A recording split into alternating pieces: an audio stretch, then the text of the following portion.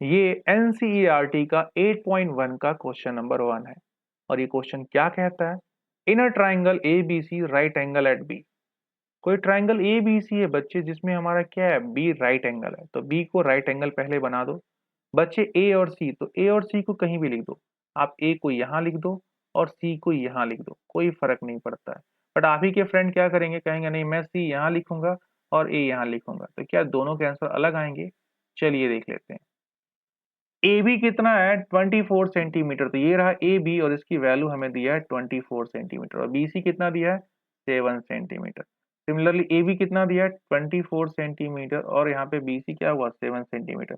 देख के तुम्हें लग रहा है कि इसका परपेंडिकुलर इसके लिए तो बेस है, इसका परपेंडिकुलर इसके लिए बेस है, इसका बेस इसके लिए परपेंडिकुलर हो जा रहा है। देखो ना, इसका बेस इसके लिए परपेंडिकुलर है ना, ऐसा लग रहा है बट है नहीं। ठीक है ना। अगर आपको ये चीजें क्लियर नहीं है तो आपको लेक्चर नंबर 1 जरूर देखना चाहिए, क्योंकि उसमें मैंने बड़े अच्छे से बात को क्लियर किया है। कौन परपेंडिकुलर, कौन बेस, किस तरह से परपेंडिकुलर और बेस को पहचानते हैं, सारे लॉजिक वहां मैंने क्लियर किए हुए हैं। उसके बिना ये पढ़ना मजेदार नहीं होगा। हाँ, अगर आपको आता है तो बहुत बढ़िया, मोस्ट वेलकम। हम क्या करेंगे, आगे बढ़ते हैं। जिनको नहीं आता है प्लीज जाके उसको देखिए एक बार। हमें बताना है sign A cos A sign सी और कॉस सी के वैल्यूज को। तो देखो, साइन ए का फॉर्मूला हमारे पास होता है perpendicular upon hypotenuse, cos A का बेस अपॉन हाइपोटेनस। अब ये कैसे याद होगा, तो मैंने उसके लिए भी एक छोटा सा फॉर्म बताया था, यहाँ पे लिख लो साइड में, ज्यादा अच्छा रहेगा। वो था आपका पाकिस्तान भूखा प्यासा, और हमारा हिंदुस्तान क्या है, हिंदुस्तान हरा भरा। फर्स्ट वाले को साइन कहते थे, सेकंड वाले को कॉस कहते थे, थ्री वाले को टेन कहते थे। याद कर लेना, सीक्वेंस में याद करना होता है, साइन कॉस टेन। तो पहले वाले को साइन कहते थे, P stand for perpendicular, H stand for hypotenuse, B stand for base. कहानी बन गई यहाँ पे। साइन ए बराबर हमें पूछा है, तो साइन ए बराबर क्या होगा बच्चे, परपेंडिकुलर अपॉन हाइपोटेनस। किसके लिए, तो एंगल ए के लिए। ये परपेंडिकुलर हाइपोटेनस तो हमेशा फिक्स होगा, चाहे साइन सी का है चाहे साइन ए का है, उससे कोई मतलब नहीं, ये फिक्स है। बट किसके लिए, तो ए के लिए। किसके लिए, तो यहाँ सी के लिए। ये फर्क हो जाएगा, इससे वैल्यू बदल जाती है, अभी तुमको फील होगा। साइन ए परपेंडिकुलर हाइपोटेनस, फिर से बोलो किसके लिए, ए के लिए। तो कहाँ है ए, ये रहा ए, पकड़ लिया ये। इसके लिए परपेंडिकुलर तो मैंने बताया था, परपेंडिकुलर क्या होते हैं, जिस एंगल की बात कर रहा हूं उस एंगल को पकड़ के उसके सामने जस्ट एक ऐसा लाइन ड्रॉ करो, तो जो उसका अपोजिट साइड मिलता है वो क्या होता है, उस पर्टिकुलर एंगल के लिए परपेंडिकुलर होता है। मतलब ए के रिस्पेक्ट में कौन सा साइड परपेंडिकुलर है, बी सी परपेंडिकुलर है। तो तुम यहाँ क्या लिखोगे, साइन ए बराबर परपेंडिकुलर की जगह लिखोगे बी सी। और हाइपोटेनस तो बच्चे 90 के सामने वाला होता है और हमेशा वो फिक्स होता है, उसमें कोई छेड़छानी नहीं। 90 के सामने वाला ऑलवेज क्या है, हाइपोटेनस है, नो डाउट। और सबसे लंबी लेंथ वाली भी होती है। दोनों में से कोई भी वर्ड इस्तेमाल करो, बात बन जाएगा। तो लेंथ वगैरह कहानियां नहीं छोड़ेंगे, 90 के सामने वाले से बात बनाएंगे। अब हाइपोटेनस क्या है, ए सी। तो क्या हमें हाइपोटेनस ए सी की वैल्यू मालूम है, तो आंसर निकल के आता है, नहीं, निकालना पड़ेगा। बीसी की वैल्यू मालूम है, हाँ मालूम है, ठीक है ना। बीसी तो आपका क्या है, 7 सेंटीमीटर है। तो ए सी पहले निकाल लेते हैं। हाइपोटेनस निकालने का तरीका क्या होता है बच्चे, A C square is what, मतलब हाइपोटेनस का square is what, square of sum of side, मतलब होगा जो भी होगा साइड का जो स्क्वायर करेंगे, तो 24 का स्क्वायर एंड देन 7 का स्क्वायर, और इनके स्क्वायर का सम हमारा क्या होता है, हाइपोटेनस मिल जाता है, हाइपोटेनस का स्क्वायर। तो ए सी बराबर रूट में जाएगा 24 का स्क्वायर और 7 का स्क्वायर। देखो, या तो तुम्हारे पास ऑप्शन है 24 मल्टीप्लाई 24 कर लो, या फिर तुम 24 के स्क्वायर को याद कर लो, या फिर क्या करो, इंस्टेंटली कैलकुलेट कर दो, जैसे मैं इंस्टेंटली कैलकुलेट कर रहा हूँ। 4 का स्क्वायर क्या होता है, 16, तो 6 1 कैरी हुआ। कैसे करते हैं सिखाऊंगा तुम्हें भी। 4 2 जा 8, 8 2 जा 16, 16 1 क्या होता है, 17, 7 हो जाएगा, 1 कैरी हो रहा है। 2 2 जा 4, 4 1 क्या होता है, 5 5 76, तो ऐसे बन गई है। और 7 का स्क्वायर 49। ए सी बराबर क्या मिल जाएगा बच्चे, ये 9 और 6 क्या होता है, 15, और 7 4 11 1 12, और 5 1 6, 6 2 5 रूट में चला गया। तो ए सी की वैल्यू क्या होगी बच्चे, ए सी की वैल्यू होगी 25 मल्टीप्लाई 25, 25 25 625।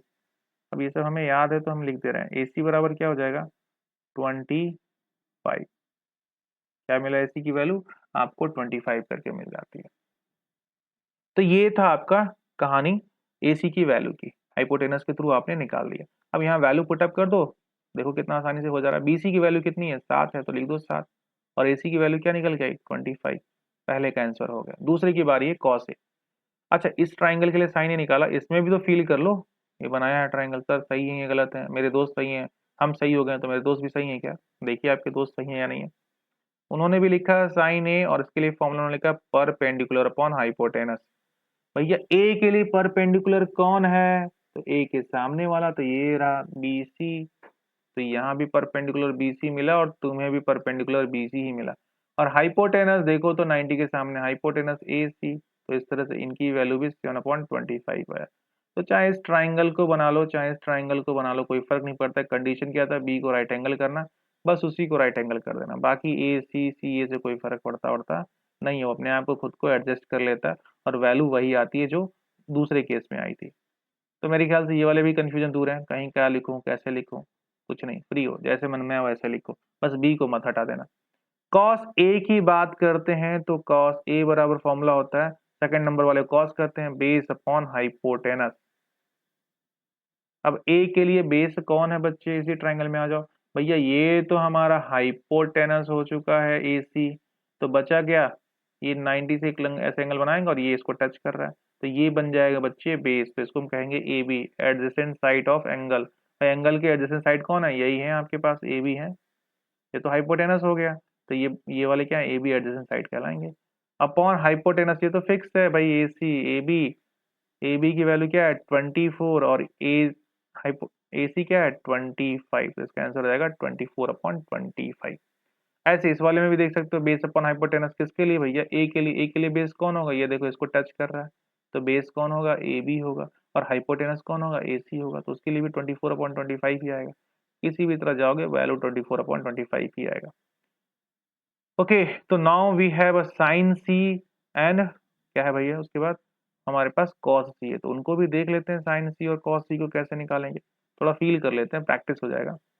तो साइन C की जब बात करेगा तो C कहाँ है भाई, ये रहा C।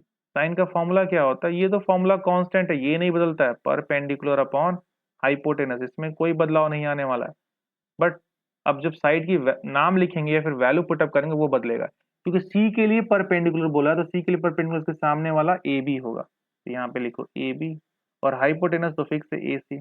यहाँ देख लो सी के सामने वाला कौन है, ये ऐसा एरो खींचेंगे यहाँ पे ए बी, और हाइपोटेनस तो फिक्स है, मतलब यहाँ पे क्या मिला, 24 आपका हुआ अपॉन 25 है, ये मिला ना, 24 और 25।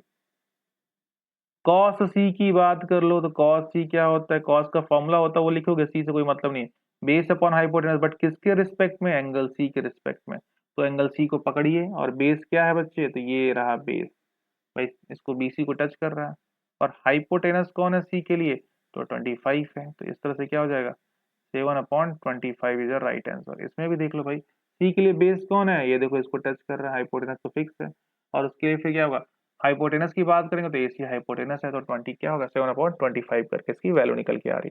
तो इस तरह से तुमने sign A, cos A, sign C, cos सी, और बहुत सारे ऐसे मिल रहा है, तुम्हें कोई टेंशन नहीं होगा, हर एक की वैल्यू को कैलकुलेट करके दे दोगे। अब किताबों में कई जगहों पे तुम देखते हो कि यहाँ पे ऐसे 7K/25 लिखा हुआ मिल जाएगा, यहाँ पे नहीं मिलेगा, बट नॉर्मली आपको देखने को मिलता है, फिर KC काट के फिर बोलते हैं 7/25। तो ये तब करते हैं ना बच्चे, जब हमें क्वेश्चन में वैल्यूज रेशियो के अंदर दिया हो। यहाँ तो उसने साफ साफ बोल दिया, साइड के लेंथ को 24 सेंटीमीटर, BC को 7 सेंटीमीटर, तो यहाँ पे ऐसी कोई प्रॉब्लम नहीं है, आप सीधे वैल्यू रखो, जो आंसर आएगा उसको आने दो। क्वेश्चन नंबर 2 में शायद मिल जाए, या फिर 3 में ऐसा क्वेश्चन है, वहां पे मैं आपको ये बातें डिस्कस करूंगा। तो चलिए नेक्स्ट क्वेश्चन को देखते हैं क्या कहता है। नेक्स्ट क्वेश्चन कह रहा है, in a figure 10P minus cot R, मतलब आपको क्या करना है, फाइंड करना है 10P माइनस कॉट आर को फाइंड कर लो। तो देखो यार, 10 का फॉर्मूला क्या होता है, 10 का फॉर्मूला होता है परपेंडिकुलर अपॉन बेस, और माइनस बच्चे कॉट क्या होता है, 10 के रेसिप्रोकल होते हैं, मतलब जो है उसका उल्टा कर दो, तो ये हो जाएंगे बेस अपॉन परपेंडिकुलर, राइट। अरे याद कैसे करोगे, तो यही है, पाकिस्तान को भूखा प्यासा करो, हिंदुस्तान को हरा भरा कर दो, हिंदुस्तान हरा भरा। तो थर्ड नंबर वाला क्या बताया अभी, 10 होता है, देखो P/B, उसका उल्टा क्या होता है, कॉट होता है। सेक का उल्टा क्या होता है, सेक का उल्टा आपका कॉस होता है। कोशेक का उल्टा क्या होता है, साइन होता है, साइन का उल्टा मतलब रेसिप्रोकल, साइन का रेसिप्रोकल क्या होता है, कोशेक होते हैं। और इसके बारे में डिटेल जानना है तो फिर से मैं आपको यही कहना चाहूंगा, लेक्चर नंबर 1, बिना उसके मजा नहीं है इस लेक्चर में, ठीक है ना। P by B minus B by P. चलो भैया देखो तो ये P बाई बी किसके लिए है, तो 10P के लिए, मतलब एंगल P के लिए बात होगा। तो चलो पकड़ लो एंगल P के लिए, ये रहा एंगल P, और इसके रिस्पेक्ट में perpendicular that is your QR, और बेस क्या है बच्चे, तो बेस आपका है इसके लिए, ये देखो ये तो हाइपोटेनस हो चुका, तो ये बचे ये बेस हो जाएंगे PQ। भाई 90 के सामने वाला हाइपोटेनस तो साफ साफ दिख रहा है। फिर बेस किसके लिए, एंगल R की बात हो रही है, एंगल R के लिए बेस भैया ये हाइपोटेनस फिक्स है, तो बचा कौन सा, ये एडजेसेंट साइड वाला बचा है QR। तो यहाँ पे minus QR upon perpendicular R के लिए सामने देखो तो PQ। आ लो ओए होए, QR by PQ, QR by PQ, ये तो यहीं पे कैंसिल हो गया। तो फाइनली वैल्यू क्या मिल जा रही है, वैल्यू मिल जा रही है 0। तो इस क्वेश्चन का आंसर क्या हो जाएगा, 0। हो सकता हो तुम इसको कैलकुलेट करके सॉल्व करो, कोई दिक्कत नहीं, कर देता हूं मैं भी। देखो तो PR हाइपोटेनस का square is what, square sum of क्या होता है बोथ साइड के स्क्वायर, मतलब 12 का स्क्वायर प्लस QR का स्क्वायर। तो इस तरह से क्या होगा, ये PR मतलब 13 लिख लो सीधे सीधे, 13 का स्क्वायर, 13 का स्क्वायर 169 होता है बच्चे, और ये 12 144 होता है, यहाँ पे माइनस कर दीजिए, और यहाँ पे QR स्क्वायर ऐसे ही बचा रह जाएगा। तो फाइनली QR बराबर स्क्वायर हटेगा तो रूट में जाएगा, और घट 9 में 4 जाएगा 5, 6 में 4 जाएगा 2, 25 आ जा रहा है। QR की वैल्यू क्या आ जा रही है, QR की वैल्यू आपकी 5 आ जा रही है फाइनली। तुम यहाँ क्या करते हो, तुम यहीं पे मैं साइड में कर दे रहा हूँ, परपेंडिकुलर किसके लिए, इसके लिए, तो परपेंडिकुलर कितना निकला, QR की वैल्यू 5 आया, तुम लिखते हो 5, और PQ, तो PQ की वैल्यू कितनी आई है, ये देखो भाई कहानी PQ बन रहा है, इसके लिए बात करो ना, तो ये PQ इसका बेस हो जा रहा है तो 12 हो जाएगा, माइनस इसके लिए वही कहानी है, बेस परपेंडिकुलर, तो बेस है 5, परपेंडिकुलर है 12। देखो कट के 0 आना है, कहीं से भी 0 आना है, थोड़ा मेहनत करके आया, ये बिन मेहनत के आ गया। तो ये क्वेश्चन नंबर 2 का सॉल्यूशन था, मेरे ख्याल से ये वाला भी क्वेश्चन आपको बहुत अच्छे से समझ में आ गया होगा। थर्ड क्वेश्चन क्या कहता है, if sine A equal to 3/4 calculate cos A and tan A. देखो ये 3/4 वाला, यही वाली बात तो मैं यहाँ कह रहा था। यहाँ पे देखो ये BC की वैल्यू 7 सेंटीमीटर दिया था, AB की वैल्यू 24 सेंटीमीटर दिया था, मतलब यहाँ पे एक्चुअल लेंथ दिया था, यहाँ पे एक्चुअल लेंथ आपको नहीं दिया हुआ है, ये रेशियो में दे रखा है। तो अभी देखो तुम 3/4 है, तो क्या मैं इसको 30/4 कहूँ तो क्या 30/40 को तो कोई फर्क पड़ेगा, अभी भी ये 3/4 है।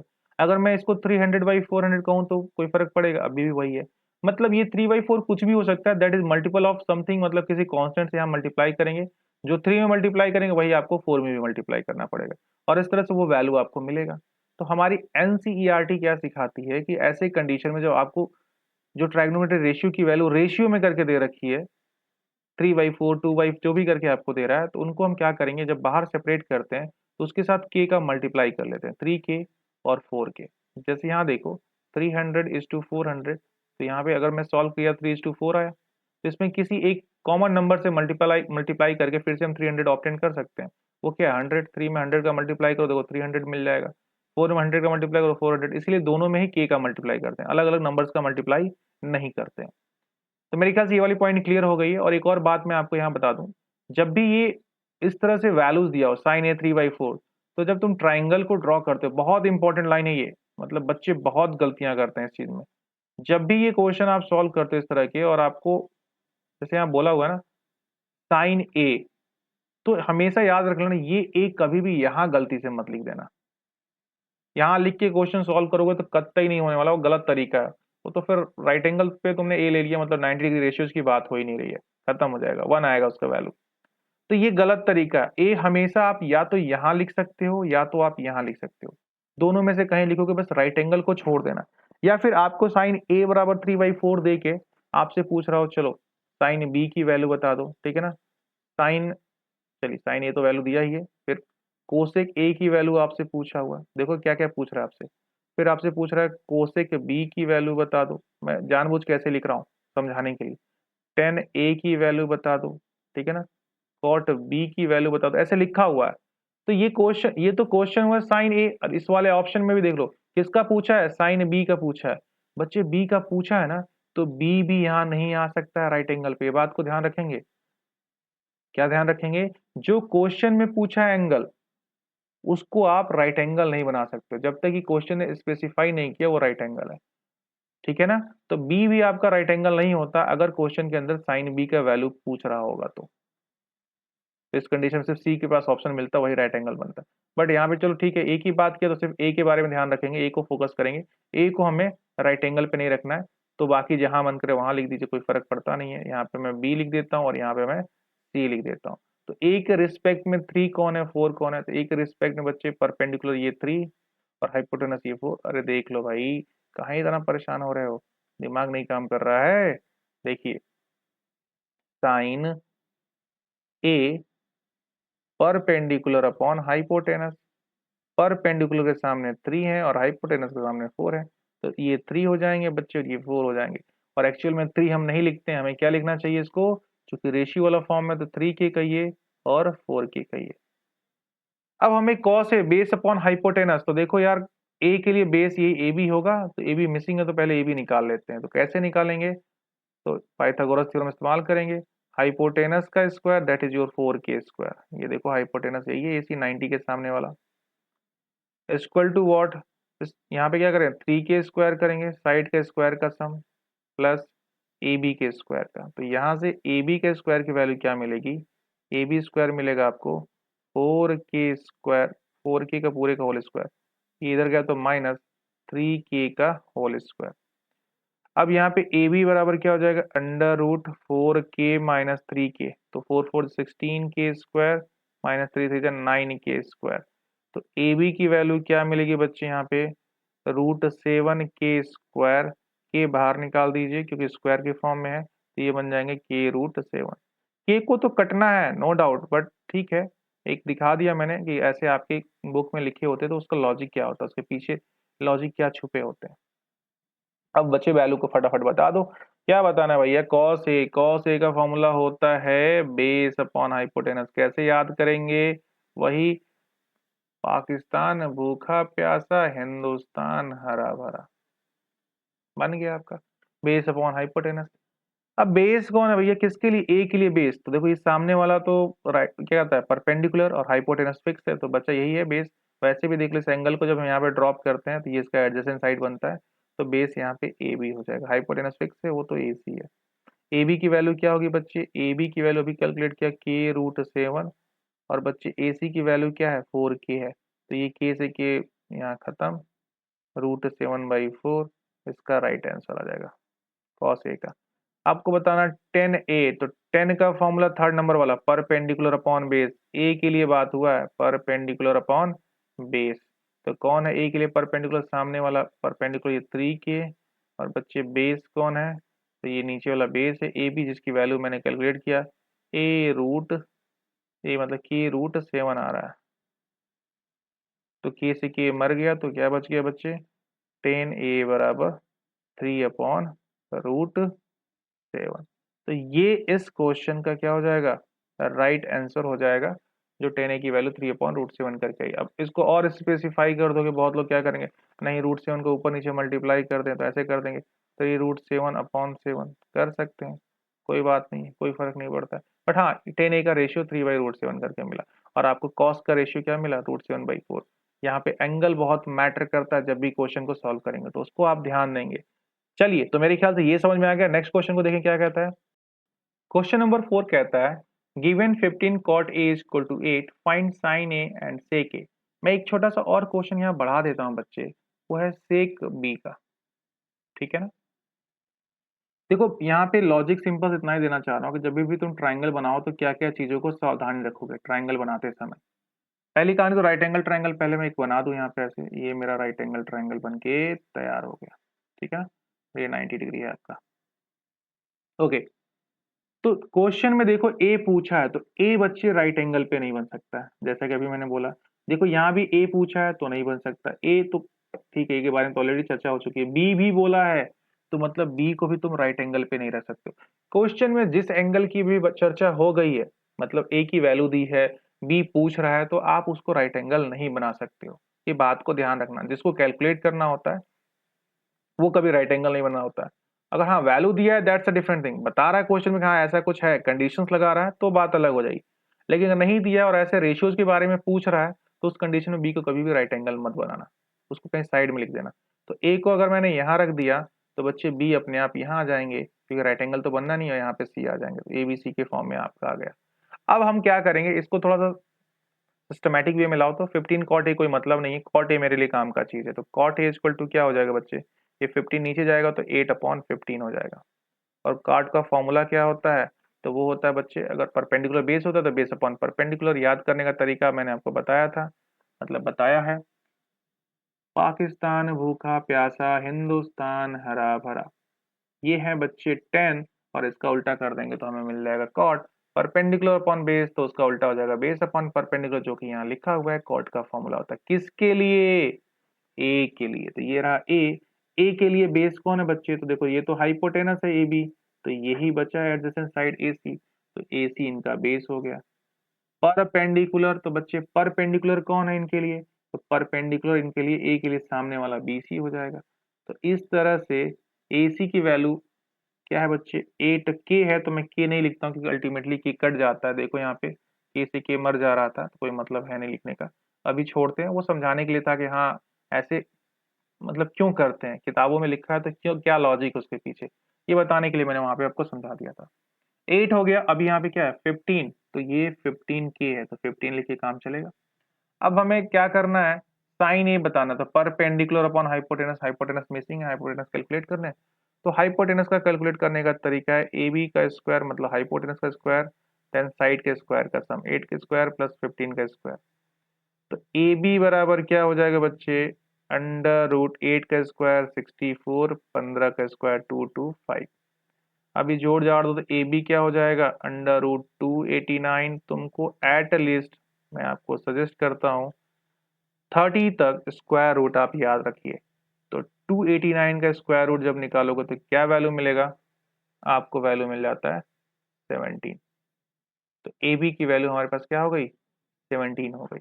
अब आसान है क्वेश्चन बताना, साइन ए बताना, तो साइन ए का वैल्यू क्या होगा, परपेंडिकुलर अपॉन हाइपोटेनस। ए के लिए परपेंडिकुलर कौन है, सामने वाला इसका 15, और हाइपोटेनस कौन है बच्चे, तो हाइपोटेनस इसका भी निकाला हूं ए बी, जिसकी वैल्यू 17 आई है, तो यहाँ रख दो 17। क्लियर है ना।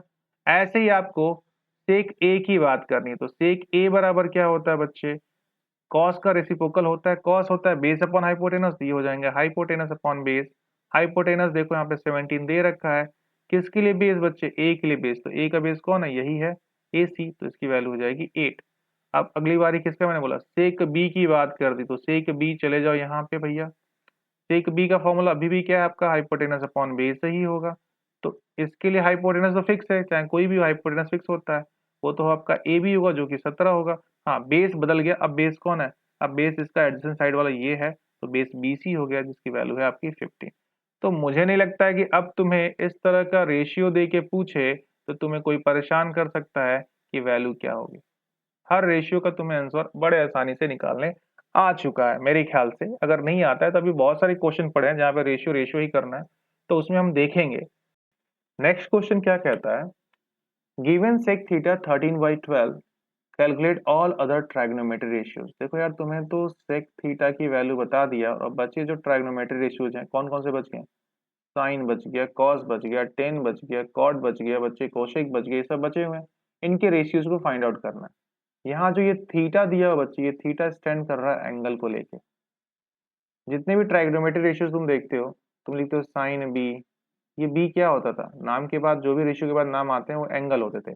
जैसे कॉस ए, तो ये कॉस के बाद रेशियो के बाद जो भी नाम आया यहाँ पे ए बी सी, जो भी आ रहा हो क्या हो रहा था, एंगल हो रहा था। तो यहाँ थीटा भी क्या है, एंगल है। तुम्हारी मर्जी, अब तुम किसको थीटा कहना चाहते हो, ए को कहना चाहते हो, बी को कहना चाहते हो, सी को कहना चाहते हो, तुम मजा दो। कोई कहेगा मैं थीटा यहाँ मान लेता हूँ, ये थीटा है, ठीक है। कोई कहेगा हम यहाँ मान लेते हैं, वो भी ठीक है। कोई कहेगा हम यहाँ मान लेंगे, वो गलत है, वो नहीं कर सकते। अभी अभी जस्ट मैंने बताया आपको ये बात। तो चलो थीटा यही मान लेते हैं, कुछ लोग यहाँ मानना है, तुम लोग यहाँ मान के करना, मैं यहाँ मान के करके दिखा रहा हूँ। ओके, तो we have a angle A, here B and C, तीनों साइड का नाम लिख दिया। जहाँ ए क्या है, थीटा है। अरे ए 60 90 60 ऐसे बनता है ना, मतलब 60 30 90 60 ऐसे बनता रहता है। तो थीटा बस इस एंगल ए का वैल्यू है, थीटा लिख दिया। अभी क्या करना है, चलो तो ये सेक थीटा का हमारा फॉर्मूला क्या हो जाएगा, सेक थीटा का फॉर्मूला हो जाएगा हाइपोटेनस अपॉन बेस, जिसकी वैल्यू होगी 13/12। अगर कोई कंफ्यूजन हो तो फिर वही बात, पाकिस्तान भूखा प्यासा, हिंदुस्तान हरा भरा, बस कहानी बन जाएगा। बी बाई एच क्या होता है, कॉस का होता है, कॉस का रेसिप्रोकल सेक, तो एच बाई बी बन जाएगा, 13/12 हो गया। तो इसको लिख दो 13 के का मल्टीपल होता है बच्चे, बट लिखो या ना लिखो कोई फर्क पड़ता नहीं है। तो 13/12 की कहानी बन गई, ठीक है ना, के मल्टीप्लाई कर सकते हैं। और जरूरी नहीं यार, एक नंबर में क्वेश्चन आता है फिर क्या ही करना है, एक नंबर के लिए बहुत है, सफिशियंट है, 13/12 मान के सॉल्व कर दो। हाँ, अगर 2 नंबर में आए तो के जरूर कर लीजिएगा। ओके, तो बारी है हमें साइन की। तो साइन का क्या होता है, परपेंडिकुलर अपॉन हाइपोटेनस। यार परपेंडिकुलर इसके लिए तो ये है और हाइपोटेनस ये है, ठीक है चल जाएगा। तो ये बन जाएगा, कॉस के लिए क्या हो जाएगा, बेस। देखो थीटा के लिए बेस ये भी होता है ना, मिसिंग है, तो मतलब तीनों साइड हमें चाहिए ही चाहिए। तो इसके लिए हम क्या करेंगे, हम इस्तेमाल करने वाले हैं हाइपोटेनस का स्क्वायर, मतलब ए सी का square is what, square of C B plus square of A B, मतलब दोनों साइड के स्क्वायर का सम। तो ए सी इज वॉट 13 का square, C B is what, C B हमारा 12 का स्क्वायर है, और ए बी पता नहीं क्या है, यही तो निकालना है। ए बी का स्क्वायर यहीं छोड़ दो और 12 को इधर भेज दो, ये हो जाएगा 13 स्क्वायर माइनस 12 स्क्वायर। तो यहाँ से क्या हो जाएगा 169 माइनस 12 का 144 होता है। तो ए बी गुणा कर लेना, बाकी स्क्वायर आपको 30 तक याद रखो, बहुत बेटर होगा। ए बी इक्वल टू क्या हो जाएगा, अंडर रूट, देखो तो 9 में से 4 जाएगा 5, और 6 में से 4 जाएगा 2, और 1 में से 1 जाएगा 0, मतलब ए बी की वैल्यू क्या आ गई बच्चे, 5 आ गई। कितनी आई, 5। इसको लिख दो 5, बस खत्म कहानी। अब उसने तुमसे साइन थीटा मिसिंग था पूछा था, थीटा के लिए परपेंडिकुलर 12 है और हाइपोटेनस 13 है, पहला आंसर हो गया। Cos theta base upon hypotenuse, इस थीटा के लिए बेस कौन है, देखो यहाँ पे जा रहा है, इसको टच कर रहा है, बेस क्या है 5, हाइपोटेनस कितना है 13। भाई इसको नहीं ले सकते क्योंकि ये तो हाइपोटेनस है, 90 के सामने वाला फिक्स हो जाता है। Tan theta perpendicular upon base P by B, तो परपेंडिकुलर कौन है भाई थीटा के लिए यहाँ पे 12, और बेस कौन है 5, तो 12/5 हो जाएगा। फिर अगली बारी कौन सी मिसिंग है, कॉट थीटा भी मिसिंग है। कॉट थीटा क्या हो जाएगा बच्चे, तो just perpendicular upon base upon perpendicular कर दो, तो बेस कौन है थीटा के लिए, थीटा के लिए बेस 5 है, देख लो भाई थीटा के लिए बेस कौन है 5 है। तो 5 और हाइपोटेनस सॉरी परपेंडिकुलर कौन होगा, तो 12 हो जाएगा, तो कॉट थीटा हो गया। Sine cos tan cot sec तो दिया हुआ है, कोसेक की बारी है लास्ट वन। कोसेक थीटा बराबर क्या हो जाएगा, देखो परपेंडिकुलर अपॉन हाइपोटेनस साइन का होता है, इसका रेसिप्रोकल कर दो, मतलब हाइपोटेनस अपॉन परपेंडिकुलर। तो कोसेक थीटा के लिए हाइपोटेनस तो सबके लिए फिक्स होता है, चाहे कोसेक हो चाहे टेन हो चाहे कॉट हो, जो भी हो, टेन कॉट में तो आता ही नहीं है। ओवरऑल मैं कहना चाहता हूँ ये हमेशा फिक्स्ड होता है। तो ये 13 हो गया, और परपेंडिकुलर कितना थीटा के लिए, तो जस्ट इसके सामने कौन है भैया 12 है, तो 12 हो जाएगा, 13/12 इसका क्या हो जाएगा, आंसर निकल जाएगा। तो मेरे ख्याल से ये क्वेश्चन नंबर 5 भी तुम्हें क्लियर हो चुका होगा। तो चलो नेक्स्ट क्वेश्चन देखें। If angle A and angle B are acute angle such that cos a equal to cos b, then so that angle A equal to angle B. बहुत ही अच्छा क्वेश्चन है और इंटरेस्टिंग भी है। देखो angle A and angle B are acute angle है, तो ये बच्चे एक्यूट एंगल क्या होते हैं, जो 90 से बिलो मतलब बिलो 90 हो, 90 से कम हो, उनको हम एक्यूट एंगल कहते हैं।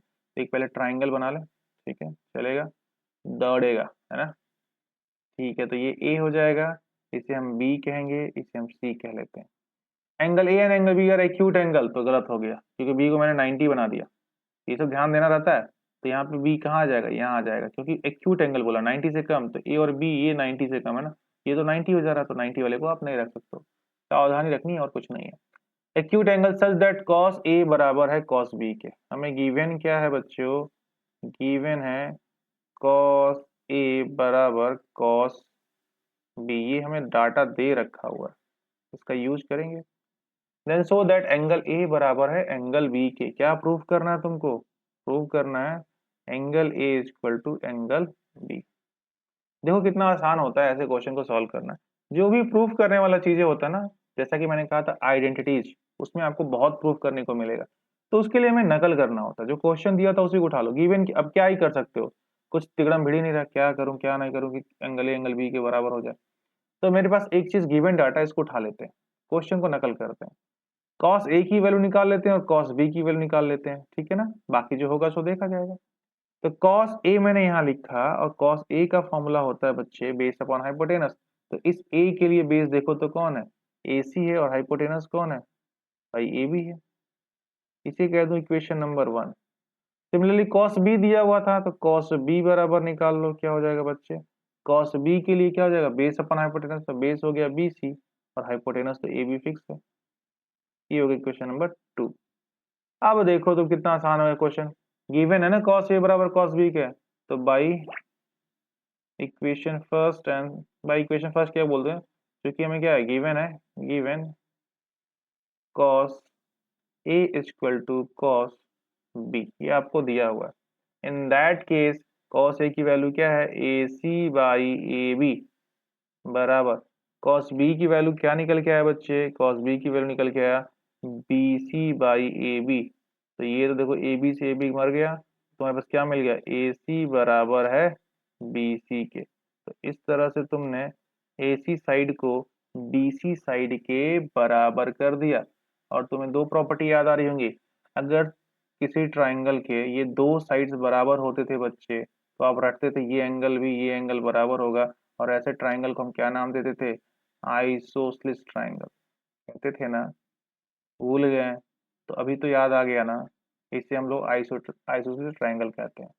दूसरी चीज क्या आपने पढ़ रखा क्लास 9th में, इक्वल साइड के अपोजिट एंगल, क्या मैंने बोला, इक्वल साइड के ये बराबर है ना, तो इनके अपोजिट एंगल आपस में क्या होते हैं बच्चे, बराबर होते हैं। क्या इक्वल साइड के अपोजिट एंगल इक्वल होते हैं, अरे पढ़ा होगा, लार्जर साइड के अपोजिट एंगल लार्जर होते हैं, स्मॉलर साइज के अपोजिट एंगल स्मॉलर होते हैं, और इक्वल साइड के अपोजिट एंगल आपस में बराबर होते हैं। ये सब थ्योरम था, आपने प्रूव किया क्लास 9th में। अगर नहीं है तो अभी दिमाग में रख लीजिएगा, आप चाहो तो बोल दो, now we can say that ABC is isosceles triangle, hence angle B equal to angle A, सीधे सीधे बोल सकते हो भाई, आइसोसेलेस प्रूव कर चुका है तुमने, दो साइड बराबर कर दिया तो। या फिर तुम ये बोल दो, इक्वल साइड के अपोजिट एंगल्स आपस में इक्वल होते हैं, hence we can say that angle B equal to angle A. तो मैं ये वाला स्टेटमेंट देता हूँ, क्लास 9th में आपने ये थ्योरम भी कर लिया, आपको मालूम है। अब एंगल ऑफ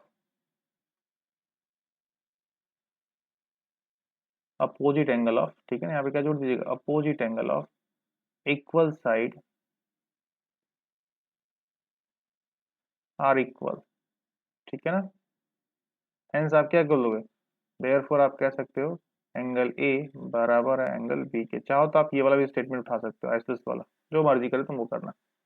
तो मैंने ये क्वेश्चन प्रूव किया, देखो कितना आसान था यार, जो क्वेश्चन में दिया तो उसी को कॉपी कर लिया।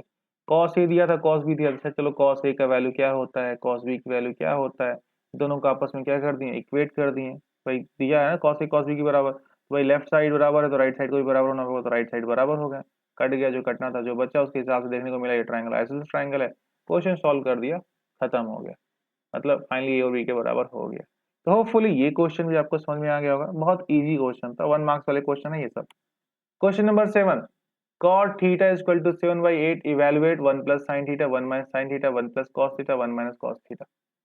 अब देखो क्या करना है भैया, देखो सिंपल सा एक ट्राइंगल बना लो, तुमको जो दिया है उसको उठा के यहाँ पे ट्राइंगल का हेल्प लेके छाप दो। क्या दिया है भाई, cot थीटा, और cot थीटा क्या होते हैं, तो बेस अपॉन परपेंडिकुलर होते हैं। भाई परपेंडिकुलर अपॉन बेस क्या होता है, ये लिख लो, P B P H H B. तो बी बाई एच होता है, सॉरी पी बाई बी होता है किसका, टेन का, तो उसका उल्टा कर दोगे बी बाई पी कॉट का हो जाएगा। तो ये वैल्यू दिया कितना है, 7/8, तो आप ये लगा के लिख लेना, नहीं लिखोगे तो भी चलेगा।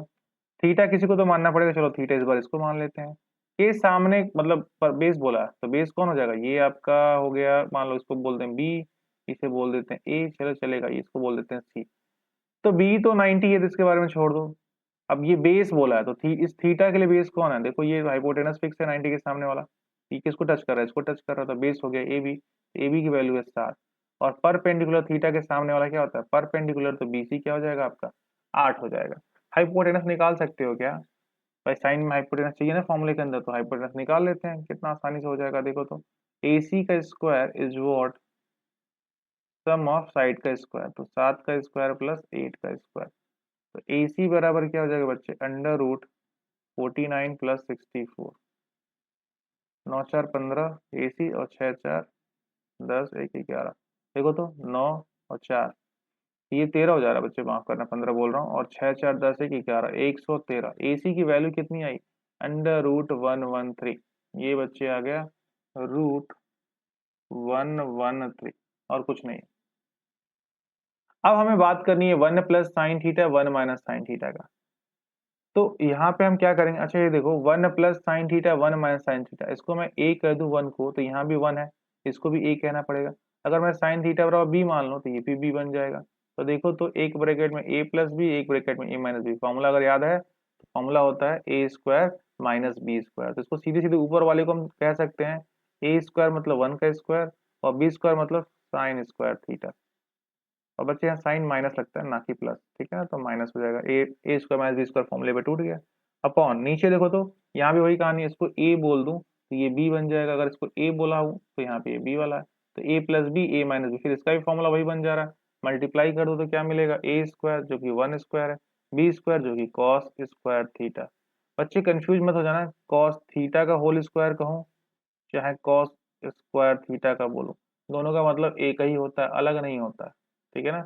ये हम बार बार लिखते हुए नजर आएंगे, तो ये ट्रेंड है, किताबों में ऐसे यूज होता है, ये हम नहीं करते। मान लो अगर ऐसे भी एक और बात याद रखना, अगर कॉस थीटा बराबर, चलो यहीं पे समझा देता हूँ, अभी आने वाला ये 1 का स्क्वायर 1 ही हो जाएगा बच्चे साइन थीटा, तो साइन थीटा की वैल्यू क्या है, परपेंडिकुलर अपॉन हाइपोटेनस। तो थीटा के लिए परपेंडिकुलर कौन है, 8 है, और हाइपोटेनस कौन है, अंडर रूट 113। तो परपेंडिकुलर देखो थीटा के लिए परपेंडिकुलर 8 जा रहा है, तो 8 और हाइपोटेनस अंडर रूट 113 हो जाएगा, पूरे का upon 1 minus cos square theta. तो कॉस के लिए बेस कौन है, तो बेस है 7, हाइपोटेनस क्या है, तो 7 अपॉन अंडर रूट 113, ठीक है, ये मिल जाएगा। अच्छा इसके ऊपर स्क्वायर है तो स्क्वायर छूट रहा है, इसको स्क्वायर दे दीजिए, इसके ऊपर भी स्क्वायर दे दीजिए, दोनों को स्क्वायर कर दीजिए। अब यही मैं बताने की कोशिश कर रहा हूँ, चाहे साइन स्क्वायर थीटा दिया हो तो भी तुम यही काम करोगे, मान लो 8 अपॉन अंडर रूट 113 का होल स्क्वायर, और चाहे साइन थीटा का होल स्क्वायर का हो तो भी यही कहानी हो, 8 अपॉन अंडर रूट 113। एक्चुअल में ये थीटा का स्क्वायर होता ही नहीं है, थीटा थीटा ही रहता है। अब ऐसे साइन 60 लिखा हो तो क्या साइन 60 का स्क्वायर तुम साइन 120 नहीं, मतलब 3600 नहीं कह सकते हो, गलत हो जाएगा, ठीक है ना, 60 का स्क्वायर नहीं करोगे।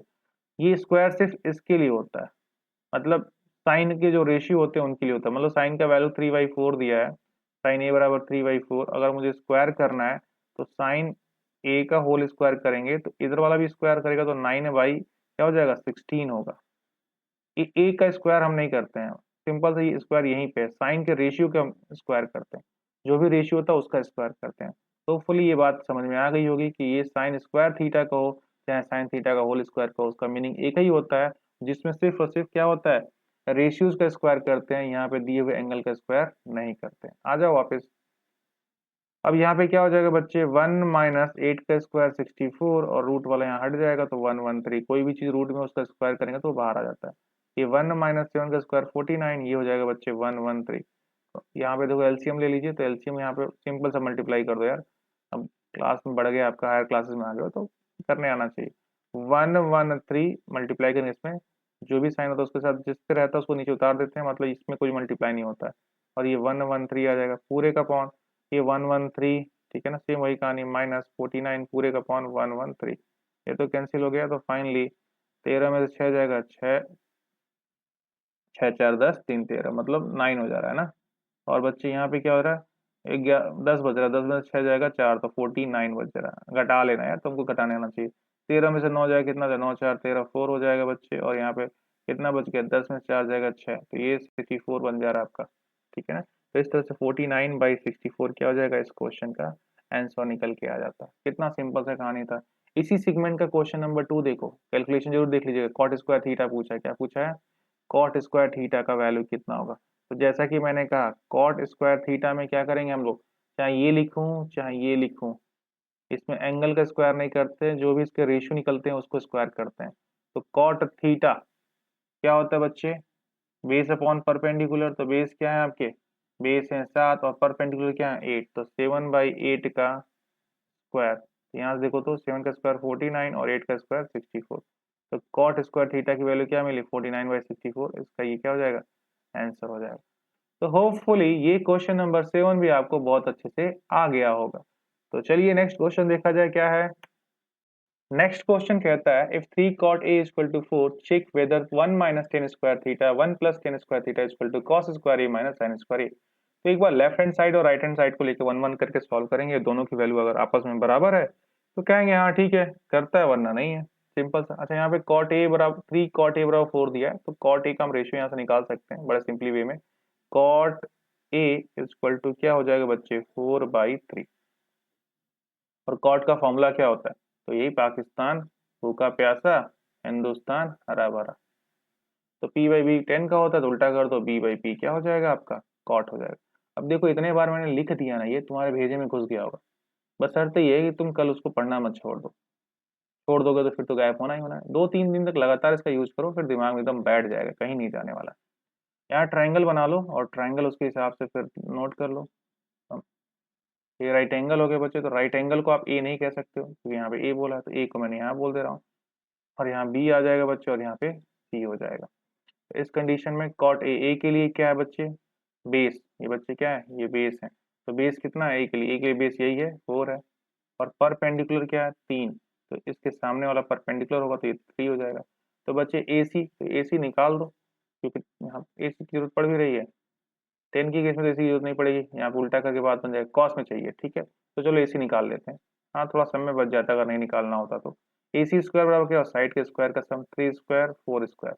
तो ए सी बराबर क्या हो जाएगा बच्चे, 3 3 जा 9, 4 4 जा 16, और ये स्क्वायर हटाएंगे तो यहाँ पे अंडर रूट जाएगा। तो फाइनली ए सी अंडर रूट 25, और 25 का क्या होता है बच्चे, ए सी इक्वल टू 5। तो ए सी की वैल्यू तुम्हें क्या मिल चुकी है, 5 मिल चुकी है। इतना दिमाग में आपके आ गया होगा। आगे देखो, अब हम क्वेश्चन को चेक करना है, तो इसको थोड़ा साइड कर दें, थोड़ी सी जगह बना लेते हैं हम लोग, इधर कर देते हैं, ठीक है। आ जाओ, तो क्वेश्चन को सॉल्व करें। ये देखो LHS ले लेते हैं, left hand side then right hand side निकालेंगे, देखेंगे दोनों का वैल्यू कंपेयर करके बराबर है क्या। तो 1 minus 10 square theta, 1 minus 10 square theta, याद रहे बच्चे, अगर ये इस तरह से लिखा हुआ है इसका मतलब ये लिखो, चाहे फिर इसके ऊपर पूरे के ऊपर पावर लिख दो, कोई फर्क पड़ता नहीं है। ये है 10 का ही स्क्वायर, मतलब जो भी रेशियो है उसी का स्क्वायर करेंगे। तो कॉट दिया है 4/3, तो 10 तो 3/4 हो जाएगा, सीधे से दिख रहा है।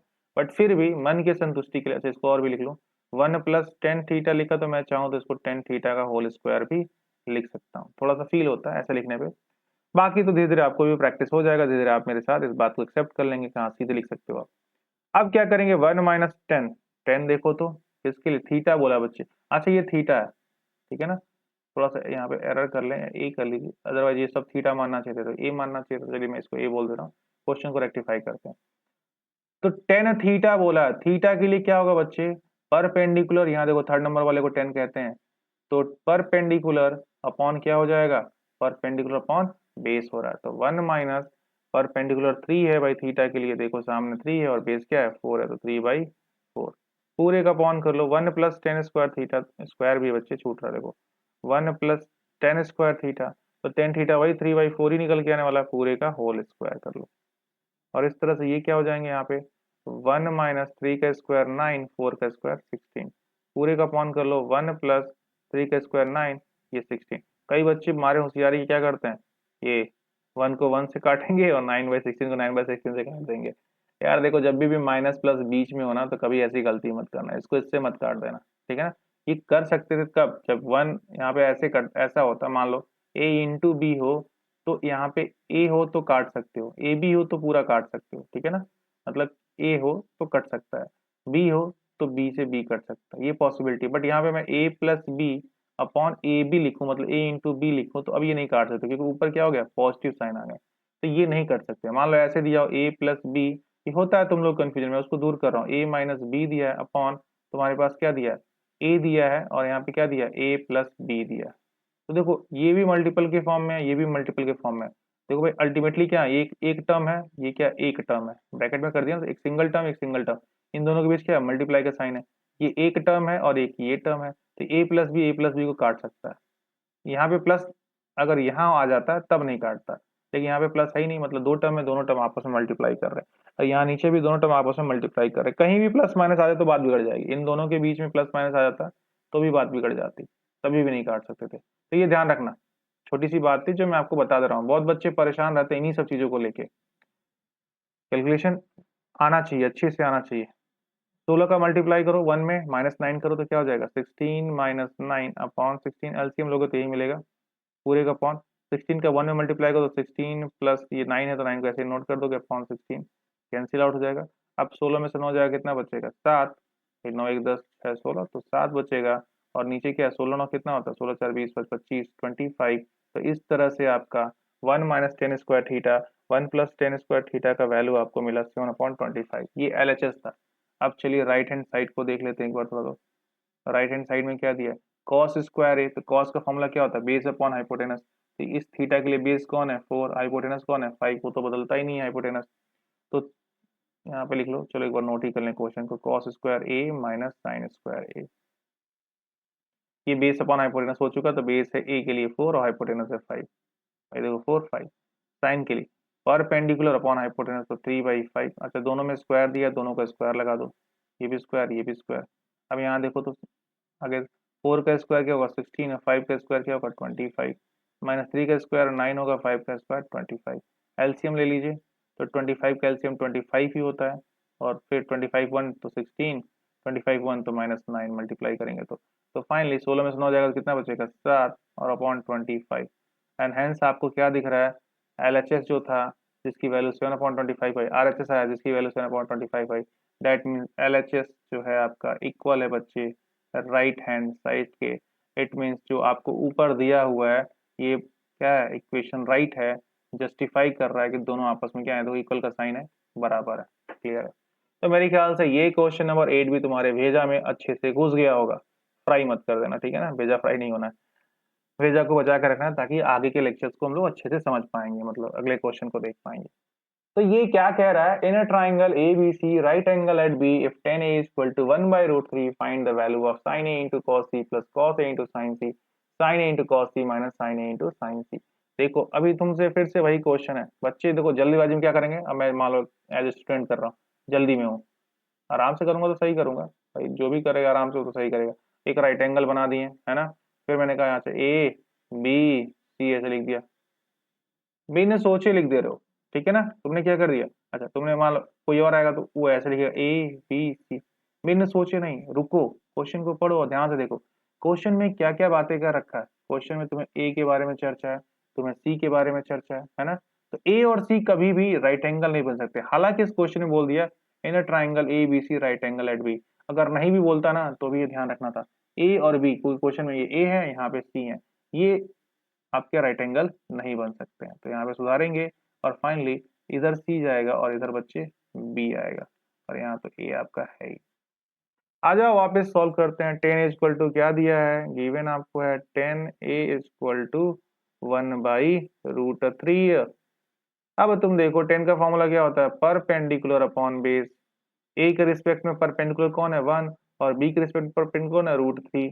तो ए के लिए बात करेंगे तो यहाँ पे एंगल ए है, तो ए के लिए परपेंडिकुलर 1 तो ये हो जाएंगे, और बेस कौन होगा बच्चे, ये ए बी होगा तो ये √3 हो जाएगा।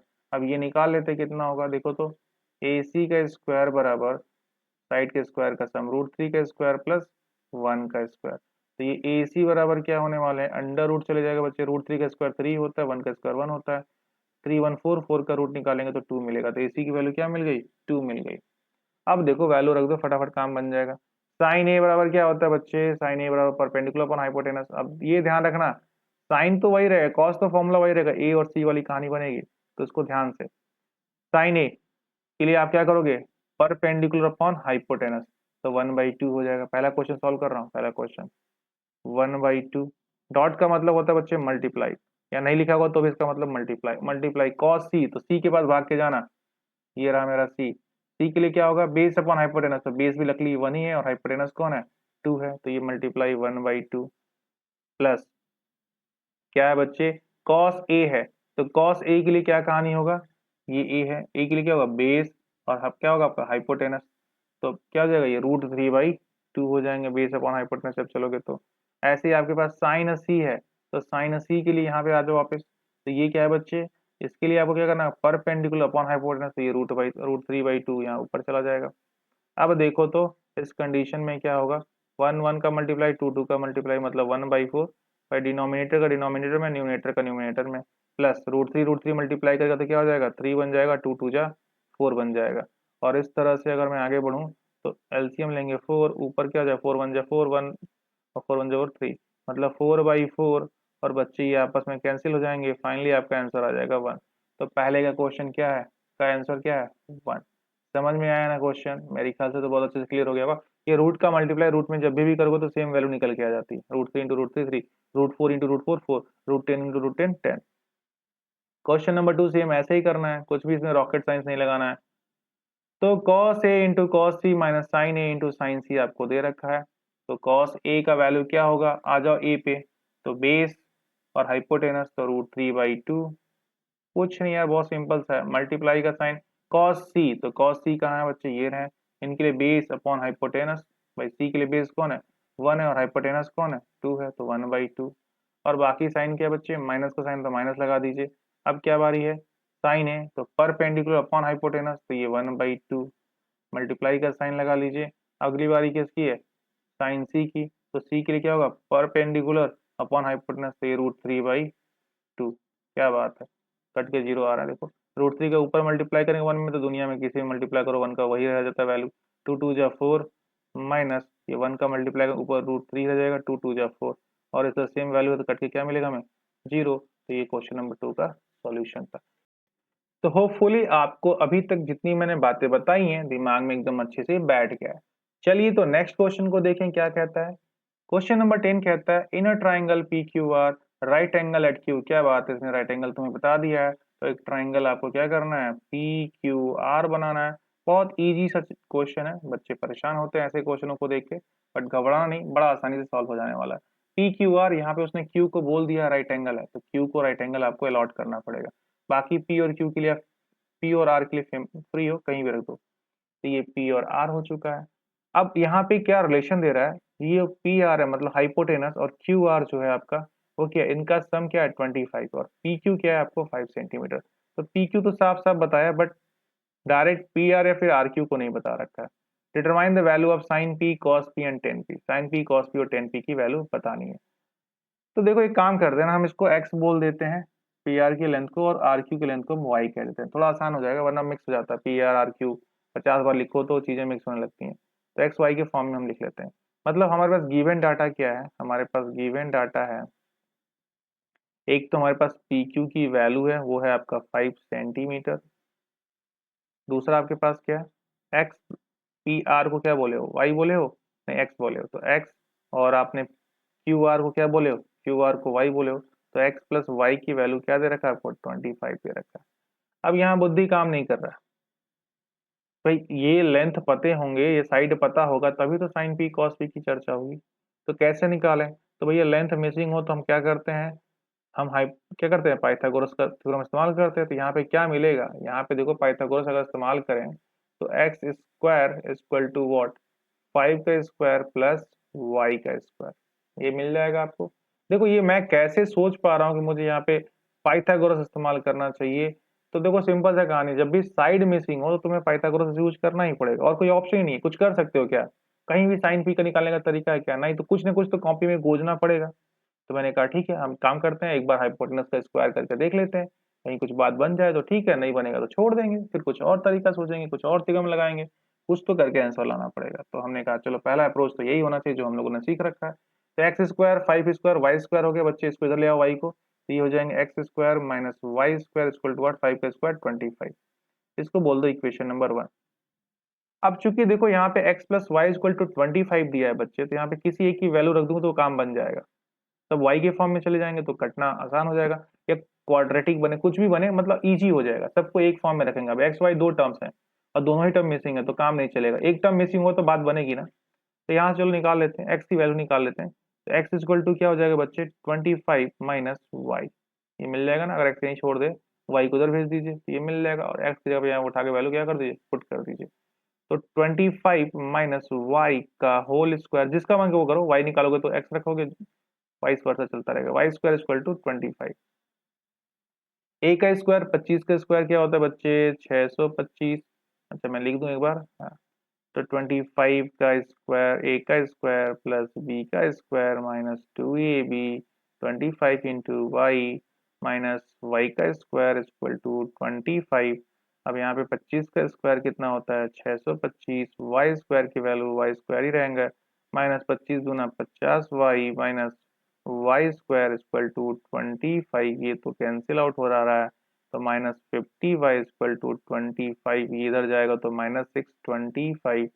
फाइनली -50y इक्वल टू, ये कट के कितना मिल रहा है, 600, माइनस में -600, माइनस से माइनस कैंसिल आउट हो गया, तो y इक्वल टू क्या हो जाएगा, 600 अपॉन 50, ये 0 0 कैंसिल, 12 से क्या होगा, 12 बार में कटे 12 पर स्टार्ट होता है, तो y इक्वल टू 12 सेंटीमीटर। जैसे ही y मिल गया तो अब क्या कर सकते हो, क्योंकि आपको मालूम है x plus y equal to 25 होता है, तो x की वैल्यू मतलब y की वैल्यू रख दीजिए आप कितना 12 और यहाँ 25, तो x की वैल्यू फाइनली 25 में से 12 घटेगा 13 बचेगा, और इसका राइट आंसर क्या हो जाएगा, 13 हो जाएगा। तो मेरे ख्याल से ये क्वेश्चन भी देखो कितना आसान है। x का 13, x को क्या माना तुमने, पी आर माना, तो x इक्वल टू कितना दिया है 13 आ जाएगा। y को तुमने क्या माना है, क्यू आर को, तो y की वैल्यू क्या आ जाएगा 12 सेंटीमीटर आ जाएगा। तो ये बात तो बन गई हमारे ख्याल से। अब इसमें कुछ और भी क्वेश्चन पूछे, जैसे साइन पी की वैल्यू पूछा, तो साइन पी की वैल्यू हम बता देंगे, साइन पी की वैल्यू कितनी होती है, निकालें, यहीं पे कुछ मिटा उठा लें, चलो नीचे चले जाते हैं। साइन पी मुझे याद रखना चाहिए, साइन पी, तो साइन पी के लिए फॉर्मूला तो वही रहेगा साइन का। अब पी के लिए बात करेंगे, perpendicular upon hypotenuse. Sine p के लिए परपेंडिकुलर 12 है और हाइपोटेनस क्या है 13 है, तो इसका आंसर हो जाएगा 12/13। अब उसके बाद क्या होगा, साइन पी के बाद क्वेश्चन मुझे कॉस पी पूछा है, तो कॉस पी बराबर क्या हो जाएगा, बेस अपॉन हाइपोटेनस। तो पी के लिए बेस कौन है, तो ये देखो इसी को टच कर रहा है, तो बेस हो गया 5 और हाइपोटेनस क्या हो गया बच्चे 13, वो तो बदलता है नहीं। अगला क्वेश्चन थर्ड वाला, हमें बताना है टेन पी की वैल्यू, तो 10 परपेंडिकुलर अपॉन बेस। अरे डट गया होगा ये तो, अब तो पाकिस्तान भूखा प्यासा हिंदुस्तान हरा भरा। परपेंडिकुलर अपॉन बेस, 10 का परपेंडिकुलर कौन है पी के लिए, सामने वाला 12 है, और बेस कौन है बच्चे, तो 5 है, 12/5। और इस तरह से आपके तीनों क्वेश्चन का आंसर साफ साफ दिखाई दे रहा है। तो ये था क्वेश्चन नंबर 10, और मेरे ख्याल से ये भी आपको दिमाग में बैठ गया है। तो चलिए नेक्स्ट क्वेश्चन को देखते हैं क्या कहता है। क्वेश्चन कह रहा है state whether the followings are true और a false, justify your answer. The value of 10a is always less than 1। क्या 10a का मान हमेशा एक से कम होता है। लेस देन 1 बोलता तो ठीक था यार, बट यहाँ ऑलवेज बड़ा खतरनाक वर्ड बोल दिया, ऑलवेज नहीं बोलना था इसको, ऑलवेज बोल के सारा सिस्टम गड़बड़ कर दिया। दिखाऊं, फील कराता हूँ, चलो। एक ट्राइंगल बनाते हैं, ठीक है ना, ऐसे कुछ बना देते हैं, ऐसे कुछ बना लेते हैं, राइट एंगल ट्राइंगल है, और हमने क्या किया, इसको थीटा कहा, यहाँ पे 3 रखा और यहाँ पे 4 रखा। यहाँ पे क्या हुआ, अब टेन थीटा पूछा है, तो टेन थीटा क्या हो जाएगा, तुम कहोगे परपेंडिकुलर अपॉन बेस 3/4, और डिवाइड करो तो देखो तो एक से मान कम है, बहुत खुश हो गए। जी हाँ, लेस देन 1 हो रहा, बट क्या ये हमेशा सही होगा, जरूरी थोड़ी ना 3 4 हो सकता हो 4 ये आपका दे दिया हो और 3 क्वेश्चन में ये दे दिया हो। इस कंडीशन में टेन थीटा क्या हो जाएगा बच्चे, तो टेन थीटा बराबर क्या हो जाएगा 4/3, और इसे डिवाइड करो तो 1 पॉइंट समथिंग आ जाएगा, मतलब 1 से ज्यादा हो गया। तो ये ऑलवेज ना बोलते तो कहानी सही होती, बट इन्होंने ऑलवेज बोल के प्रॉब्लम क्रिएट कर दिया, और ये स्टेटमेंट क्या है, फॉल्स है, गलत है, सही नहीं है। sec a equal to 12/5 for some value of angle a, क्या ये ट्रू है या फॉल्स है, तो जी हाँ ये ट्रू है। कैसे ट्रू है, तो देख लो, फील कर लो, कहीं भी कोई प्रॉब्लम नहीं आ रही है। सेक एक को अगर लेके बात करोगे तो 1 से ज्यादा होता है वैल्यू, ठीक है ना, सेक की वैल्यू क्या होती है 1 से ज्यादा होती है। बाकी मैं यहाँ पे आपको फील करा देता हूँ, जैसे ट्राइंगल को लेके, अगर मैं इसी ट्राइंगल की बात कर लो, ओके, यहाँ पे मैं क्या कर लूंगा, बेस अपॉन हाइपोटेन, ये कॉस का होता है बेस हाइपोटेनस, तो हाइपोटेनस अपॉन बेस हो जाएगा। तो ये हो जाएंगे, हाइपोटेनस के सामने 12 है, देख लो भैया, hypotenuse upon base equal to 12/5, और बेस कितना है 5 है, तो कोई इश्यूज नहीं है। बाकी इसको निकाल लेंगे तो क्या हो जाएगा, कितना आ रहा है 12 का स्क्वायर, भाई क्या होता है हाइपोटेनस का स्क्वायर इज व्हाट, बाकी सम का स्क्वायर, इसको एक्स बोल दीजिए। तो 5 का स्क्वायर प्लस एक्स का स्क्वायर, अब इधर ले जाइए, तो एक्स स्क्वायर इक्वल टू क्या, 12 12 में 144 माइनस 55 25, घटा दीजिए, एक्स बराबर क्या है अंडर रूट 14 में से 5 जाएगा, कितना बचेगा 9, भाई 4 जाएगा नहीं, 14 में से 5 जाएगा 9, और यहाँ के 3 में से 2 जाएगा 1, और एक 119 आ जा रहा है, रूट 119, रूट 119 आ रहा है, ठीक है ना। तो ठीक है, यहाँ पे कोई प्रॉब्लम तो हो नहीं रही, ट्राइंगल बन जा रहे हैं।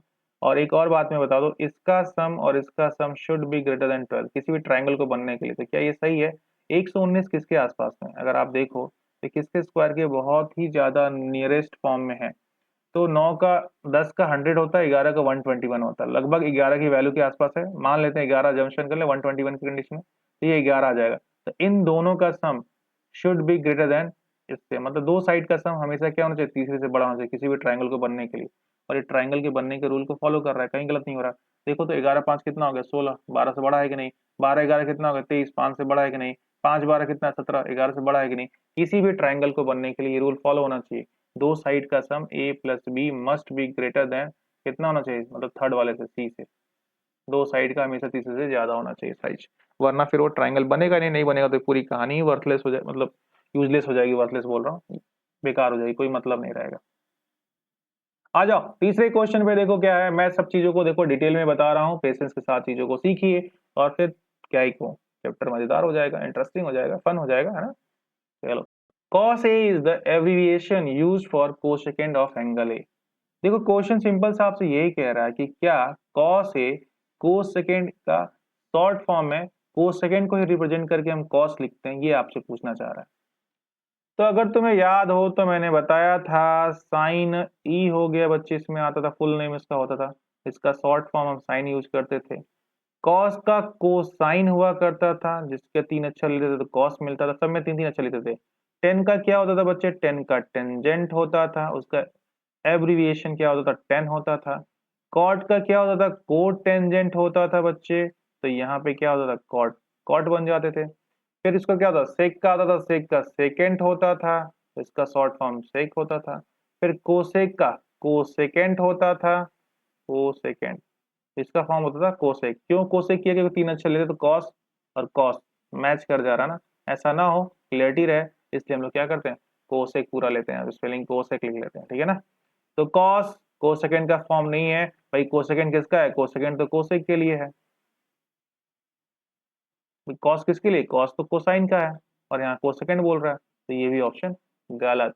अगला क्वेश्चन देखो क्या कहता है, cot A is the product of cot and A, ना भैया कब ना, ऐसा कभी सोचना भी मत, कॉट ए ही होता है, ये इन दोनों का मल्टीपल नहीं होता है, कॉट कोई अलग चीज नहीं होती है, कॉट ट्राइग्नोमेट्री रेशियो होती है, और एंगल ए उसी किसकी किसके रिस्पेक्ट में होती है वो बताता है। मतलब क्या, कॉट एक ट्राइग्नोमेट्री रेशियो, अगर इसके बगल में ए लग गया तो जो भी ये रेशियो निकलेगा वो किसके रिस्पेक्ट में बात कर रहा है, एंगल ए के। ये इसका मतलब ये नहीं कि ये मल्टीप्लाई के फॉर्म में, ये बस ये बताते हैं कि जो भी यहाँ लोग हैं वो इसी के रिस्पेक्ट में बात कर रहे हैं, जो भी एंगल यहाँ है उसके रिस्पेक्ट में बातें हो रही हैं, तो ये भी गलत, कंप्लीट स्टेटमेंट गलत हो गया।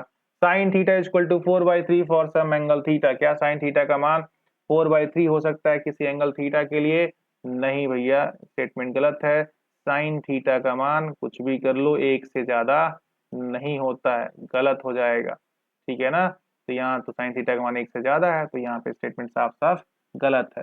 देख लो भाई ट्राइंगल के अंदर कुछ बना उना के देखें, कुछ बात हो तो बन जाए तो ठीक है, बाकी तो आपका आंसर मालूम हो ही चुका है कि साइन थीटा का मान एक से ज्यादा हो रहा हो तो फिर तुम उसको गलत कहोगे, सही नहीं कह सकते हो। Perpendicular upon hypotenuse, sign theta का फॉर्मूला क्या होता है, परपेंडिकुलर अपॉन हाइपोटेनस, P/H, और यहाँ पे 4/3, तो यहाँ परपेंडिकुलर मान लो थीटा इसको मान लिए, तो परपेंडिकुलर तो 4 जाएगा, हाइपोटेनस 3 हो गया, ओए होए होए, हाइपोटेनस 3 हो गया बच्चे, 90 के सामने वाला जो साइड होता है वो सबसे बड़ी साइड होता है, और यहाँ तो 3 हो गया और परपेंडिकुलर 4 हो गया, ये तो हो ही नहीं सकता है, ट्राइंगल बन ही नहीं सकता है, ये गलत है भाई। हाइपोटेनस सबसे बड़ी लेंथ होती है ना ट्राइंगल के अंदर, यहाँ पे परपेंडिकुलर को बड़ा कर दिया, ये हो ही नहीं सकता, पॉसिबिलिटी नहीं है। तो this is why sine theta equal to 4/3 is not possible, हालांकि साइन थीटा का मान एक से ज्यादा भी नहीं होता है, तो ये भी रीजन साफ साफ आपको दिखाई देगा, जिसके बारे में हम लोग क्या करेंगे, जब 8.2 के बारे में स्टार्ट करेंगे तो वहां साइन थीटा का मान 1 से ज्यादा क्यों नहीं होता है के बारे में भी डिस्कस कर लेंगे। तो ठीक है, मेरे ख्याल से अब 8.1 कंप्लीट मैंने कर दिया है, कुछ तो बचा नहीं है भाई, लास्ट क्वेश्चन था, तुम्हें अच्छे से समझ में आ गया होगा। अब देखो यार, मैं यही कह सकता हूँ मेरे ख्याल से, तुम्हारे ख्याल से तो तुम्हारे ख्याल में है ना, तो तुम बताओ आया कि नहीं आया, नहीं आया तो फिर से कुछ और देखेंगे, वैसे भी मैं बहुत सारे एग्जांपल लेके आने वाला हूँ आपकी RS अग्रवाल से, प्रीवियस ईयर से, आप देख भी सकते हो प्लेलिस्ट वगैरह के अंदर, देखो कितने अच्छे अच्छे मैंने क्वेश्चन डिस्कस किए हैं, प्रीवियस ईयर के बोर्ड वगैरह क्वेश्चन भी साइंस में डिस्कस कर रहा हूँ मैं, चैप्टर वाइज भी पढ़ा रहा हूँ, तो मजेदार होने वाला है सब कुछ। तो चलिए इसमें इतना ही, thank you, bye bye, take care.